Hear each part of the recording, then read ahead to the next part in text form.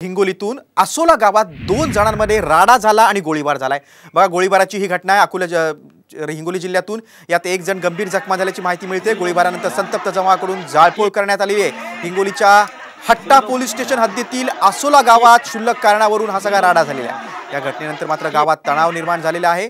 बघा, एक्सक्लुसिव्ह दृश्य तुम्ही साम टीव्हीवर बघताय। हिंगोली जिल्ह्यातील ही गोळीबाराची घटना आहे। आसोला गावात गोळीबार झाला आणि त्यानंतर मात्र गावात जाळपोळ झाली आहे आणि सध्या गावात तणाव आहे, कारण गोळीबारात एक तरुण गंभीर जखमी झालेला आहे। गोळीबारानंतर दहशत निर्माण झाली आणि या आसोला या गावात आता तणावाचं वातावरण आहे। गोळीबारानंतर जाळपोळ झालेली आहे। बघा, साम टीव्हीवर तुम्ही एक्सक्लुसिव्ह दृश्य बघताय हिंगोली जिल्ह्यातील घटनेची। आसोला गावात सुरुवातीला एक अत्यंत क्षुल्लक कारणावरून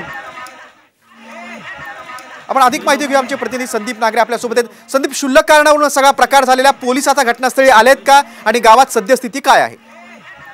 नक्कीच आपण जर पाहिलं तर आसोला गावामध्ये ग्रामपंचायतीच्या पुढे एक व्यायामशाळा आहे आणि या व्यायामशाळेच्या पुढे 6:45 वाजताच्या दरम्यान अचानक 2 तरुणांमध्ये वाद झाला आणि या वादाचं रूपांतर राड्यामध्ये झालं आणि त्यानंतर एका तरुणाने दुसऱ्या व्यक्तीवरती गोळीबार केलेला आहे आणि या घटनेमध्ये सदरील व्यक्ती गंभीर जखमी झालेला आहे।